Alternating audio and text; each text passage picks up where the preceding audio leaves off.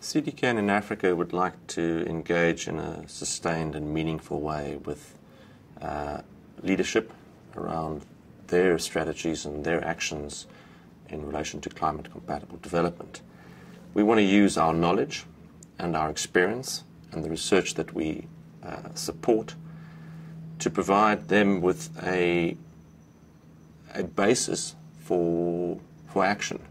So we're looking to support a few national governments, a few strategic sectors, and to do so in a way that collaborates with other initiatives, because we're not the only game in town. We have a number of other programs, a number of regional political bodies that are involved, and we want to support and align with those bodies to try and make a change in the way that governments in Africa and leaders in other sectors, in the private sector and the civil society, are able to engage in a meaningful way. So we've supported the Rwanda Green Growth and Climate Resilience Strategy. And it's an extraordinary thing to be sitting in a steering committee meeting in Rwanda as an observer with 9 cabinet ministers talking and engaging from an informed perspective, not at kind of, sort of high level, should we do this as a ministry? No, this is kind of on the substance of what they're trying to achieve with a very long-term vision. So I think CDKN's support for the Rwandan government is possibly our biggest achievement to date.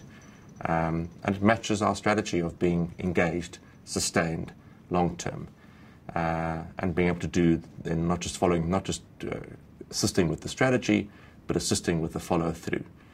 The other big program that we're supporting is a relatively more recent, where the Kenyan government is embarking on a fairly ambitious cross-sectoral action plan for the implementation of their climate change strategy. Particularly interesting there is that they're looking at some of the very practical nuts and bolts questions. It's all very well having a strategy, it's all very well having a vision, but we've got a legislative framework that needs to be adapted in order for government to be able to make those decisions, to be able to take the actions that are necessary. So they're looking at a number of sectors in a very ambitious way. I think those are the 2 big ones. Then there are a number of smaller, more strategic initiatives. There's this initiative to look at suppressed demand and how suppressed demand is incorporated in Africa around mitigation action, particularly around numbers, the MRV of that. And just briefly, suppressed demand says that we don't have to wait until Africa becomes a consumer of dirty energy and Africans become consumers of dirty energy before we look to address their energy consumption and access to green technology. So it's a way of preempting energy usage in the future to provide an element of green technology and access to that technology right now. It's clear from our engagement with leaders in Africa that there's a considerable appetite from them to be doing something about climate change and to take a long-term view. This is not across the board, but certainly there's a huge amount of interest and a huge amount of energy. And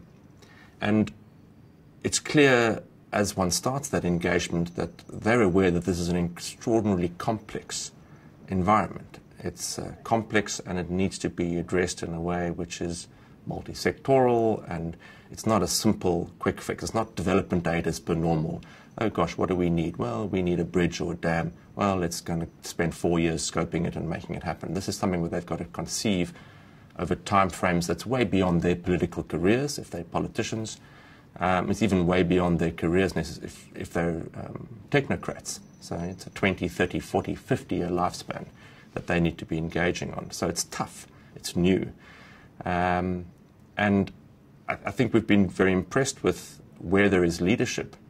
And it's not just leadership in the sense of authority. It's leadership in the ability to facilitate engagement across various sectors. So to be able to draw in the various ministries, the various players, the private sector, civil society, in a comprehensive way so that they can address their issues comprehensively, because they're looking at everything within the development space.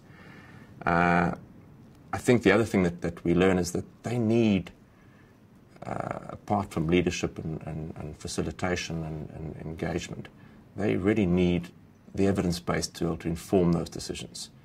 And we're all grappling with evidence base. The evidence base is shaky, and it's very tough for a senior political leader to be given a whole bunch of, possibilities, some of which are really unclear, and then to make a decision.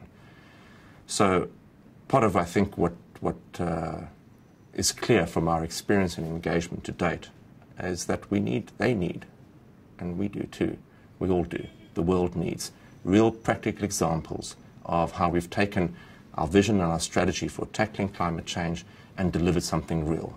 A housing project around sustainable housing with real thermal efficiency and real impact upon real poor people's lives who are spending less on energy or living in a more comfortable environment, or who are more resilient to impacts of flooding or whatever the challenge is in that particular environment.